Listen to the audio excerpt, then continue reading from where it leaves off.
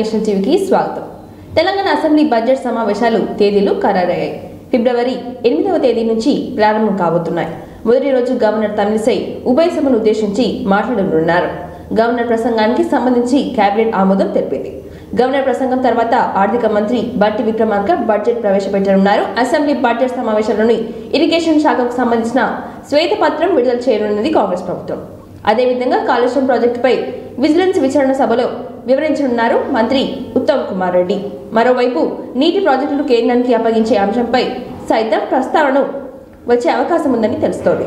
Assembly budget సమావేశం నిర్వహణపై సభా వ్యవహారాల శాఖ మంత్రి శ్రీధర్ బాబు ప్రత్యేక సమావేశం నిర్వహించనున్నారు.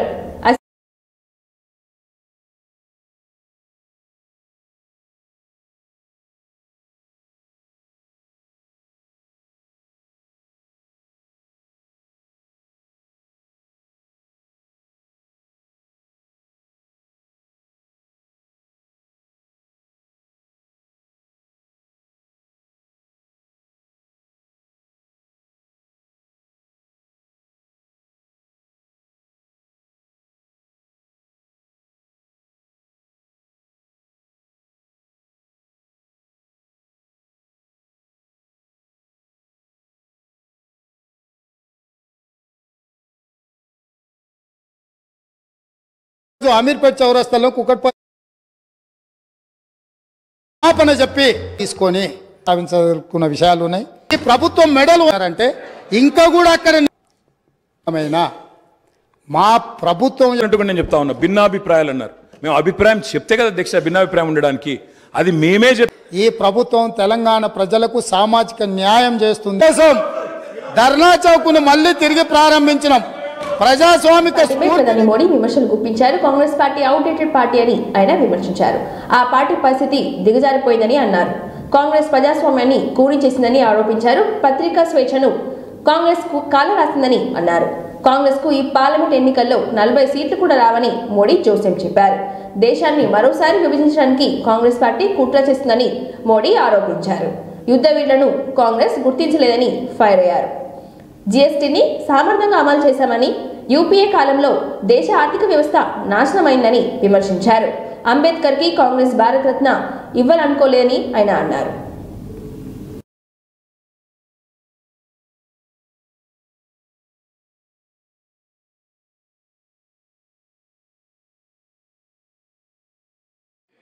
अब राजा महाराजाओं का तो अंग्रेजों के साथ गहरा नाता रहा था उस समय, तो अब मैं जरा पूछना चाहता हूं कि अंग्रेजों से कौन इंस्पायर्ड था। मैं तो ये तो नहीं पूछूंगा कि कांग्रेस पार्टी को जन्म किसने दिया था, ये तो मैं नहीं पूछूंगा।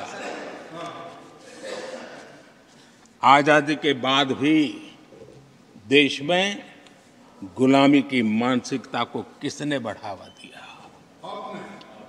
अगर आप अंग्रेजों से प्रभावित नहीं थे तो अंग्रेजों की बनाई दंड संहिता पिनल कोड आपने क्यों नहीं बदली? आदरणीय सभापति जी, अगर आप अंग्रेजों से प्रभावित नहीं थे तो अंग्रेजों के जमाने के सैकड़ों कानून, लाल बत्ती कल्चर, ये लाल बत्ती कल्चर इतने दशकों बाद भी क्यों चलता? अगर आप अंग्रेजों से प्रभावित नहीं थे तो भारत का बजट शाम को 5 बजे इसलिए आता था क्योंकि ब्रिटिश पार्लियामेंट का सुबह शुरू होने का समय होता था। अंग्रेजों से प्रेरित नहीं थे तो हमारी सेनाओं के चिन्हों पर आज भी गुलामी के प्रतीक अब तक क्यों बने हुए थे? हम एक के बाद एक हटा रहे हैं। कर्तव्य पद बनने के लिए मोदी का इंतजार क्यों करना पड़ा? आदरणीय सभापति जी, ఆర్టీసీ ప్రజల సంస్థ అని అందులో పనిచేస్తున్న ఉద్యోగుల సంక్షేమ దృష్ట్యా వివిధ రకాల ప్రమాదాల్లో మృతి చెందిన కుటుంబాలకు కార్మిక నియామకాలకి కింద 800 మంది పైగా నియామకాలు ఇవ్వడం జరిగిందని రవాణా శాఖ మంత్రి పొన్నం ప్రభాకర్ అన్నారు. కొండాపూర్ 8వ బెటాలియన్లో టీఎస్ఆర్టీసీ కానిస్టేబుల్ల పాసింగ్ అవుట్ పరేడ్ కార్యక్రమంలో ముఖ్య అతిథులుగా మంత్రి పొన్నం ప్రభాకర్ టీఎస్ఆర్టీసీ ఎండీ సజ్జనర్ హాజరయ్యారు. ఈ సందర్భంగా మంత్రి మాట్లాడుతూ ఇది నిరంతర ప్రక్రియ అని, అందులో భాగంగా ఈరోజు కొంతమంది కానిస్టేబుల్ నియామక పత్రాలు ఇవ్వడం జరిగిందని అన్నారు. ఆర్టీసీ సంస్థ తిరిగి తెలంగాణ ప్రజలకు నెంబర్ 1 రవాణా సంస్థగా ఉంచే ప్రయత్నం జరుగుతుందని ఆయన చెప్పారు. గతంలో కరోనా సమ్మె కారణంగా ఆర్టీసీ పలు సమస్యలు ఏర్పడ్డాయని, వాటన్నిటిని అధిగమించడానికి ప్రభుత్వం సహకారం తీసుకుంటుందని మంత్రి అన్నారు. నూతనంగా మహాలక్ష్మి కార్యక్రమం ద్వారా ఉచితంగా మహిళలకు ప్రయాణం అందిస్తున్నామని, ఇప్పటి వరకు 14.5 కోట్ల మంది మహిళలు ఉచితంగా ప్రయాణం చేశారని మంత్రి అన్నారు. నీటి ఎద్దడికి సంబంధించినటువంటి అంశం కావచ్చు, రోజువారీ జరిగేటువంటి శానిటేషన్ సంబంధించి కావచ్చు, శాశ్వతంగా ఏర్పాటు చేయాల్సినటువంటి ఇన్ఫ్రాస్ట్రక్చర్ సంబంధించిన అంశం కావచ్చు, అదేవిధంగా ఏదైనా విపత్తు మన 2020లో వచ్చినప్పుడు వర్షాలు విపరీతంగా వస్తే ఈ విధంగా అయితే కొన్ని కాలనీలు మునిగినాయో, భవిష్యత్తులో అటువంటిది ఏర్పడకుండా ఉండే విధంగా తీసుకునే అంశాలు కావచ్చు, వాటర్ సోర్స్, ఇతరత్ర అనేక ముఖ్య అంశాల గురించి ఈరోజు సమీక్ష చేయడం జరిగింది. దానికి సంబంధించి ప్రభుత్వం సానుకూలంగా హైదరాబాద్ నగర అభివృద్ధికి సంబంధించి పూర్తి స్థాయిలో కట్టుబడి ఉంది. ఎక్కడ కూడా అధికారులు చెప్తున్న లెక్కల ప్రకారంగా రాబోయే వేసవి కాలంలో నీటి ఎద్దడికి ఎటువంటి అవకాశం లేదు. అందుకు మొత్తంగా మనకు వచ్చేటువంటి సోర్స్ ఉండేటువంటి కృష్ణా ప్రాజెక్ట్, కృష్ణా కావచ్చు, గోదావరి కావచ్చు, మిగతా ఎక్కడెక్కడ రిజర్వాయర్స్ నుంచి అయితే మనకు వాటర్ వస్తాయో ప్రభుత్వం కూడా స్పష్టంగా నిర్ణయం తీసుకుంది. ఇరిగేషన్ ప్రయారిటీ కంటే ఎక్కువ డ్రింకింగ్ వాటర్ అనే దాని ప్రకారం తీసుకుంది. కాబట్టి ఒకవేళ లెవెల్స్ డౌన్ అయినా కూడా పంపింగ్ చేసుకునే వ్యవస్థను ఏర్పాటు చేస్తారు. ఎంపీ బండి సంజయ్ కాంగ్రెస్ ప్రభుత్వంపై విమర్శలు గుప్పించారు. ఈ సందర్భంగా ఆయన కరీంనగర్లో మీడియాతో మాట్లాడుతూ ఎన్నికల షెడ్యూల్ రాకముందే 6 గ్యారెంటీలు అమలు చేయాలని డిమాండ్ చేశారు. తెల్ల రేషన్ కార్డు ఉంటేనే పథకాలు ఇస్తామని ఎన్నికల్లో ఎందుకు చెప్పలేదని ప్రశ్నించారు. కాంగ్రెస్ కు చిత్తశుద్ధి ఉంటే పథకాలు అందరికీ ఇవ్వాలని డిమాండ్ చేశారు. గత ప్రభుత్వం దుర్మార్గాలు చేసిందని, ప్రజలను మోసం చేసిందని కాంగ్రెస్ గత ప్రభుత్వంలా చేయవద్దని బండి సంజయ్ సూచించారు. మాజీ ఎమ్మెల్యే బీఆర్ఎస్ నేత బాల్క సుమన్ పై బండి సంజయ్ మండిపడ్డారు. భాష పట్ల నేతలు హద్దులో ఉండాలని సూచించారు.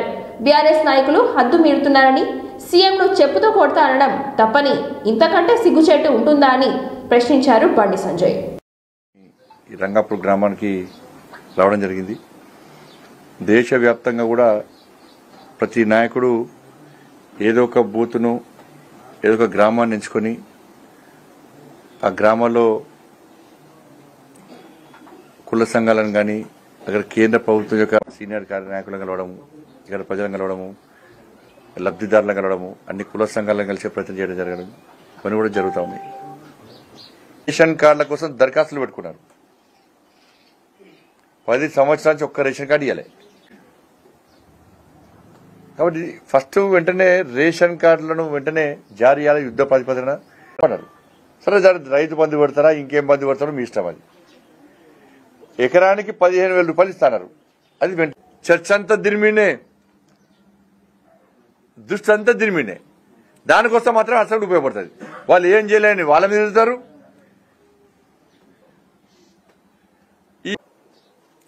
వాళ్ళు పూర్తి చేస్తే సపోర్ట్ చేయండి, మేము కూడా సపోర్ట్ చేస్తాం. హామీలు ఇచ్చింది వాటి మీద రేపు చర్చ జరుగుతుందా జరగదా? ఎన్నికల కోడ్ లోపట వీళ్ళు అమలు చేస్తారా చేయరా? మీరు అబ్జర్వ్ చేయండి. మీరు ప్రజలు దృష్టి జాగ్రత్తగా గమనించాలి. తెలంగాణ రాష్ట్ర ప్రజలు, పేద ప్రజలు అందరూ గమనించాలి. ప్రతి ఒక్కరు ఖండిస్తున్నారు. ఈ భాష మార్చుకోవాల్సిన అవసరం ఉంది. ప్రజలను ఇబ్బంది పెట్టినప్పుడు, ప్రజలు ఇబ్బందిలో ఉన్నప్పుడు మిగతా నియోజకవర్గాలు కూడా ఈ ప్రజాహిత యాత్రను కొనసాగిస్తున్నాం. రాష్ట్ర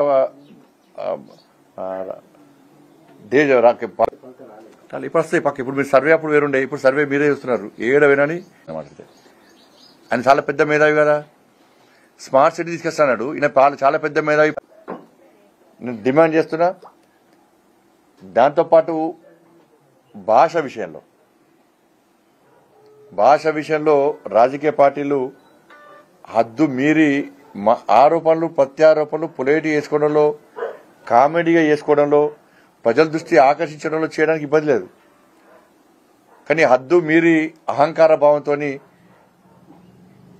ఇవాళ ఆరోపణలు చేయడం సమాజం దాన్ని స్వీకరించదనే విషయాన్ని రాజకీయ పార్టీ నాయకులు గ్రహించాలి. ఒక ముఖ్యమంత్రి స్థాయి వ్యక్తి, ముఖ్యమంత్రి అనేటువంటి ఆ చైర్కు గౌరవం ఇవ్వాలి. మనం ముఖ్యమంత్రి చైర్కు గౌరవం ఇవ్వాలి. మనం దానిలో ఎవరున్నా కూడా. కానీ ముఖ్యమంత్రి స్థాయిలో ఉన్నటువంటి ఒక వ్యక్తిని బీఆర్ఎస్ పార్టీ నాయకుడు చెప్పుతో కొడతా అనడము ఇది ఇంతకంటే సిగ్గుచేటి కూడా కాదు. ఇది పూర్తిగా వాళ్ళ అహంకారాన్ని బీఆర్ఎస్ పార్టీ ఆ నాయకత్వం యొక్క ఆ కుటుంబంతో పాటు ఆ నాయకులకు అహంకారమైనటువంటి భావజాలాన్ని బయటకు వస్తుంది. ఇది కరెక్ట్ కాదు. దీన్ని ప్రతి ఒక్కరు ఖండిస్తున్నారు. ఈ భాష మార్చుకోవాల్సిన అవసరం ఉంది. ప్రజలను ఇబ్బంది పెట్టప్పుడు రాజన్న ఆలయంలో చీరలు, పట్టు చీరలు, దోతులు, శాల్వాలు, పంచాల సేకరణ హక్కులను నిర్వహించిన రీటెండర్లో గతం కన్నా 50 లక్షల మేరకు ఎక్కువ ఆదాయం సేకరించినట్లుగా ఈవో కృష్ణప్రసాద్ తెలిపారు. కళాభవన్లో బహిరంగ వేలం నిర్వహించారు. జనవరి 12న తొలిసారి టెండర్ నిర్వహించగా 1.1 కోట్ల ఆదాయం వచ్చిందని, ఈసారి వేలంలో 1.51 కోట్లకు టెండర్ దక్కింది. ఆలయానికి ఎక్కువ ఆదాయం సేకరించేందుకే రీటెండర్ నిర్వహించినట్లుగా ఈవో తెలిపారు. ఈ టెండర్ మార్చి నుంచి 2 ఏళ్ల పాటు అమల్లో ఉంటుందని ఈవో తెలిపారు.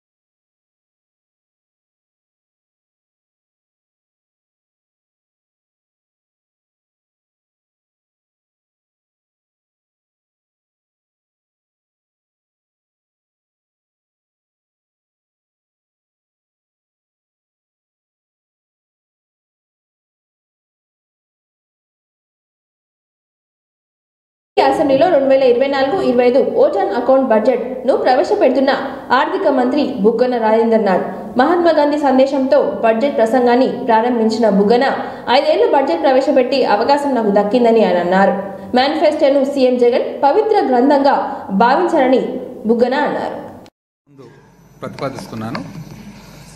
గత 5 ఏళ్లుగా మన రాష్ట్ర బడ్జెట్లను సమర్పించే అవకాశం నాకు దక్కిన అపూర్వ గౌరవంగా భావిస్తున్నాను. ముఖ్యంగా గౌరవ ముఖ్యమంత్రి గారికి అధ్యక్ష, అదేవిధంగా మీకు, ఈ హౌస్కు, మరి ఈ 5 సంవత్సరాలు సహకరించిన ఫైనాన్స్ డిపార్ట్మెంట్ ఆఫీసర్లు, స్టాఫ్ అందరికీ కూడా నా ధన్యవాదాలు తెలియజేసుకుంటా ఉన్నాను. ప్రజలకు సేవ చేస్తున్నప్పుడు మేము పొందుతున్న సంతోషకరమైన అనుభూతిని మహాత్మా గాంధీ గారి ఈ క్రింద మాటల ద్వారా తెలియజేస్తున్నాను. మిమ్మల్ని మీరు తెలుసుకోవడానికి గల ఉత్తమ మార్గము ఇతరుల సేవలో మిమ్మల్ని మీరు కోల్పోవడం. ఐ రిపీట్ అధ్యక్ష, మిమ్మల్ని మీరు తెలుసుకోవడానికి గల ఉత్తమ మార్గము ఇతరుల సేవలో. ముఖ్యమంత్రి గారు తన 3648 కిలోమీటర్ల పాదయాత్ర సమయంలో సమాజంలోని అన్ని వర్గాల నుండి, ముఖ్యంగా పేద, బడుగు మరియు బలహీన వర్గాలకు చెందిన ప్రజలను కలుసుకున్న సందర్భంలో గమనించిన అంశాల యొక్క ఫలితం. మా మేనిఫెస్టోలోని హామీలన్నింటినీ రాజకీయాలకు అతీతంగా పనుల్లో భాగంగా ఈరోజు హన్మకొండ నైమ్ నగర్ నాలా మరియు బ్రిడ్జ్ పనులను వరంగల్ పశ్చిమ శాసనసభ్యులు నాయని రాజేందర్ రెడ్డి ప్రారంభించారు. నైమ్ నగర్ నాలాకు 70.58 లక్షల నిధులు మరియు నైమ్ నగర్ బ్రిడ్జికి 15 కోట్ల నిధులు అభివృద్ధి పనులు ప్రారంభించడం జరిగింది. ఈ సందర్భంగా నాయని రాజేందర్ రెడ్డి మాట్లాడుతూ కాంగ్రెస్ ప్రభుత్వం ఏదైతే చెబుతుందో అది చేసి చూపిస్తుందని, కాంగ్రెస్ పార్టీ అంటేనే ప్రజల పార్టీ, ప్రజల సంక్షేమం కోసం పనిచేస్తుందని ఆయన అన్నారు. బీఆర్ఎస్ ప్రభుత్వాలు ఏ రోజు కూడా ప్రజల కష్ట నష్టాలను పట్టించుకోలేదని, అభివృద్ధిపై దృష్టి సాధించలేదని ఆయన అన్నారు. వారికి పర్సంటేజ్ పైన ఉన్న శ్రద్ధ అభివృద్ధిపై లేదని, నాలాలు అక్రమాలకు గురి కావడంతో వర్షాకాలంలో వరద బీభత్సంతో 2 పర్యాయాలు హన్మకొండ నగరం మునిగిపోయిందని ఆయన అన్నారు. దీనివల్ల ప్రజలు ఆర్థికంగా దెబ్బతిని మానసికంగా కృంగిపోయారని చెప్పారు.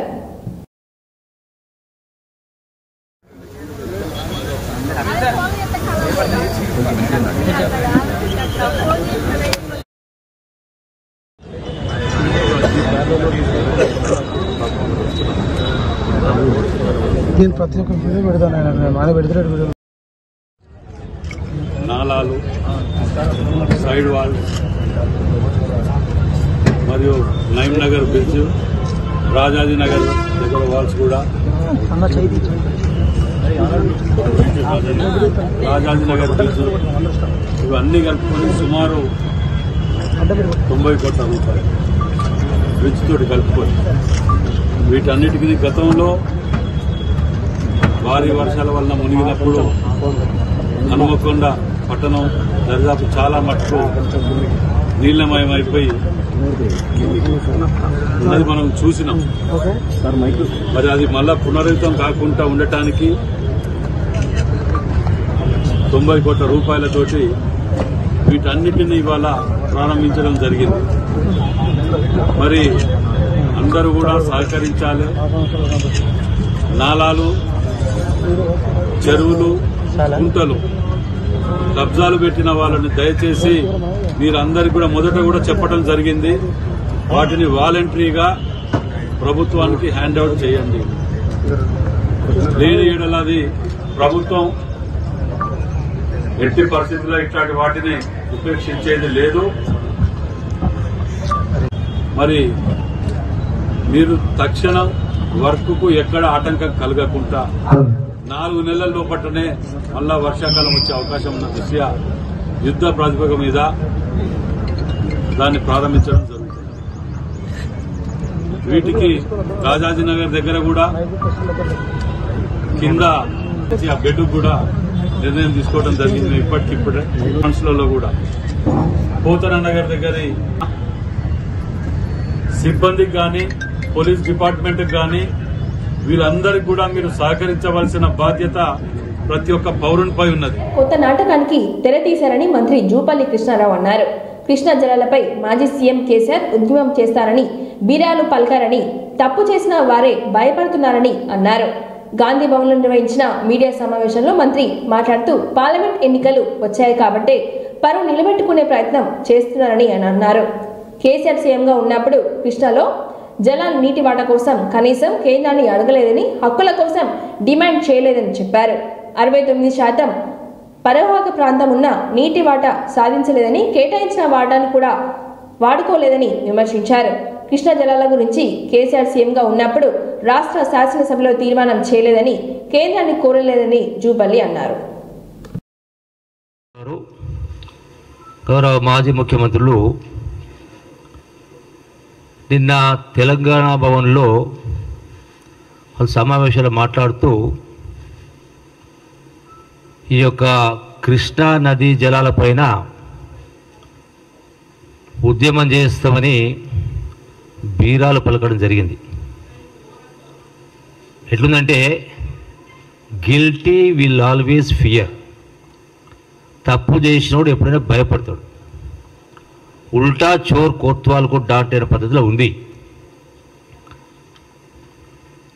10 సంవత్సరాల అధికారంలో ఉండి అసలు తెలంగాణ రాష్ట్రం తెచ్చుకున్నదే మొదటి అంశమే నీళ్లు, నిధులు, నియామకాలు. గొప్ప గొప్ప మాటలు మాట్లాడారు 10 సంవత్సరాలు. ఈరోజు ఉద్యమం చేస్తూ ఉంటారు. ఎందుకోసం? ఈ 10 ఏళ్ళు ఏం చేసిండ్రు? ఎందుకు ఈ పరిస్థితి వచ్చింది? ఇలా కేసీఆర్ ముఖ్యమంత్రి గారు ఇరిగేషన్ శాఖ మంత్రిగా గడిచిన 5 సంవత్సరాలు అందుబాటు ప్రకారం అని రాయడం జరిగింది. బచావత్ ట్రిబ్యునల్ సమైక్య రాష్ట్రానికి సంబంధించి ఆనాడు నుండి 811 టీఎంసీలు దాన్ని వాపసు తీసుకున్నారు. ఏమని వాపసు తీసుకున్నారు? ఎందుకు తీసుకోవాల్సి వచ్చింది అంటే ఈ కేఆర్ఎంబి అపెక్స్ బాడీ మీటింగ్ జరిగిన సందర్భంలో మీరు వేసినటువంటి సుప్రీంకోర్టులో వేసిన కేసు రిటర్న్ తీసుకుంటేనే మేము దీనిపైన ఏమని అంటే రిటర్న్ తీసుకునే సందర్భంలో మేము చట్టం ప్రకారము క్లాస్ 3 ప్రకారము ఆ యొక్క కేంద్ర ప్రభుత్వంలో అధీనంలో ఉన్నటువంటి లా బోర్డుకు రిఫర్ చేసి దీని కాబట్టి 100% దానిపైన మనం వీళ్ళు డిమాండ్ చేయాలి. అడగలే, హక్కుల కోసం కొట్లాడలే. అంటే చేతిలో పెట్టుకొని కేంద్ర ప్రభుత్వం కేంద్రంలో చట్టాలు పాస్ చేసినప్పుడు ఎంపీ విజయసాయిరెడ్డి పెద్ద రాజకీయ అజ్ఞాని అంటూ ఫైర్ అయ్యారు తెలంగాణ కాంగ్రెస్ అధికార ప్రతినిధి అద్దంకి దయాకర్. ఫిబ్రవరి 6వ తేదీన ఎంపీ విజయసాయిరెడ్డి రాజ్యసభలో మాట్లాడుతూ రాబోయే 3 నెలల్లో తెలంగాణలో కాంగ్రెస్ ప్రభుత్వం కూలిపోతుందని సంచలన వ్యాఖ్యలు చేశారు. అబద్ధాలు చెప్పి కాంగ్రెస్ అధికారంలోకి వచ్చిందని, ఆ పార్టీ ఎక్కువ రోజులు అధికారంలో ఉండదని అన్నారు. విజయసాయిరెడ్డి వ్యాఖ్యలపై కాంగ్రెస్ నాయకులు తీవ్ర స్థాయిలో విరుచుకుపడుతున్నారు. తాజాగా అద్దంకి దయాకర్ స్పందిస్తూ తెలంగాణ ప్రభుత్వంపై ఇంత అక్కసు ఎందుకు అని, దివాలా కోరావా, మోడీ బానిసవా అంటూ ఫైర్ అయ్యారు.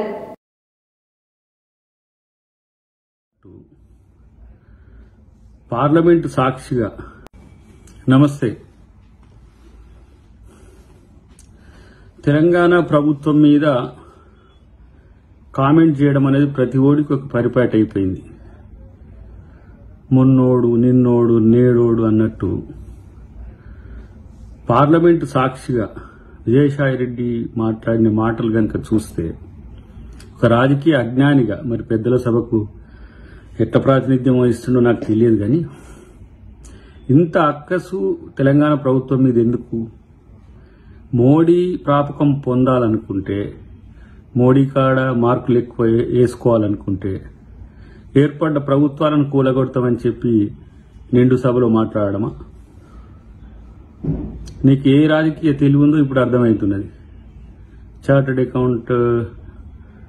Chartered accountant turned political leader, లేకపోతే జగన్కు సలహాదారుగా ఉన్నట్టుగా ఉండి మారిన పొలిటికల్ లీడర్ లెక్క ప్రభుత్వాలు మారవు మిత్రమా. ఇలా షర్మిల అక్కడికి వచ్చి కాంగ్రెస్ను బలోపేతం చేయడం అనేది నీకు నచ్చకపోవచ్చు, అందుకనే కాంగ్రెస్ మీద అక్కసు వెళ్ళబుచ్చుకుంటున్నావేమో. డెఫినెట్గా రేపు ఏ విధంగా రాజకీయంగా మీకు సమాధానం చెప్పాలనో కాంగ్రెస్ పార్టీ చెప్తుంది. కానీ కేసీఆర్తో అంటగాగుతున్న మీరు మీ అక్కస్ను వెళ్ళగక్కడం అనేది దేనికి సంకేతమో ఆలోచించుకో. 2014 ఎన్నికల్లో అబద్ధాలు చెప్పి ప్రజలను నమ్మించడం ఇష్టం లేకనే ప్రతిపక్షంలో కూర్చున్నామని అన్నారు ఆంధ్రప్రదేశ్ ముఖ్యమంత్రి జగన్మోహన్ రెడ్డి. అప్పుడు మన పార్టీ అధికారంలోకి రాలేకపోయినా ప్రజల్లో విశ్వసనీయతకు ఒక బ్రాండ్ అనేలా నిలబడతామని ఆయన అన్నారు. AP assembly 2024-25 vote on account budget సందర్భంగా సీఎం జగన్ ప్రసంగించారు.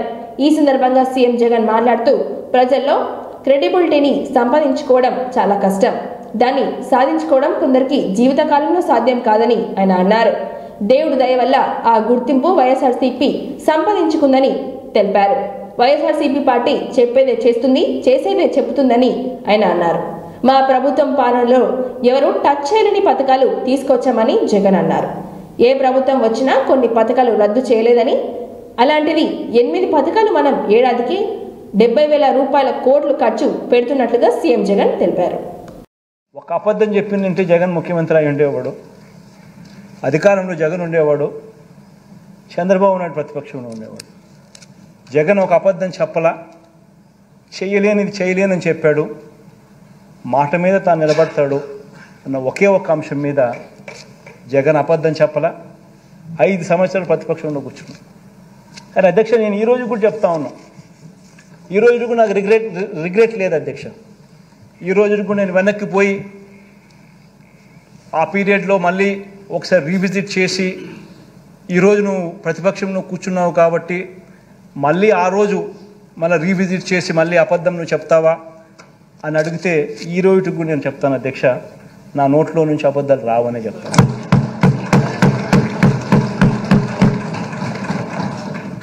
అధ్యక్ష, ఇది చాలా ఇంపార్టెంట్ అధ్యక్ష. ఎందుకనంటే నేను ఆ రోజు బహుశా నేను చేసిన ఆ పని వల్ల నేను అధికారంలోకి బహుశా రాకపోయి ఉండొచ్చు అధ్యక్ష. కానీ అధ్యక్ష, అధికారంలోకి నేను రాలేకపోయిన అధ్యక్ష, ప్రజల్లో విశ్వసనీయత అన్న అంశం ఏమిటి, విశ్వసనీయత అన్న పదానికి అర్థం మాత్రం జగనే విశ్వసనీయతకు అర్థం అని చెప్పి మాత్రం ప్రజలకు నన్ను నమ్మినారు అధ్యక్ష. ఈరోజు నేను గర్వంగా కూడా చెప్తా ఉన్నా అధ్యక్ష, 2014, 2019 నుంచి 23 ఈ 5 సంవత్సరాలలో చెప్పిన మేనిఫెస్టో ఏదైతే రిలీజ్ చేసినామో అందులో 99% హామీలను ప్రజలే శభాషను అనిపించే విధంగా ప్రతి ఎమ్మెల్యేను గడప గడపకు తిప్పుతా ఉన్న ప్రభుత్వం కూడా మనదే అని చెప్పి అధ్యక్ష, ఇది అధ్యక్ష తేడా మనకు చంద్రబాబు నాయుడు గారికి అధ్యక్ష. అప్పట్లో చంద్రబాబు నాయుడు గారు అధ్యక్ష 87,612 కోట్ల రూపాయల రుణాలు మాఫీ చేస్తానని చెప్పి రైతులను మోసం చేయడం, బ్యాంకుల్లో పెట్టిన బంగారం ఇప్పిస్తానని చెప్పి రైతులను మోసం చేయడం, 14,205 కోట్ల రూపాయలు పొదుపు సంఘాల రుణాలు మాఫీ చేస్తానని చెప్పి పేరుతో జిల్లాలను మారిస్తే ఉద్యోగాల భర్తీలో ఇబ్బందులు తలెత్తుతాయని బారాస మాజీ ఎంపీ బోయిన్పల్లి వినోద్ కుమార్ అన్నారు.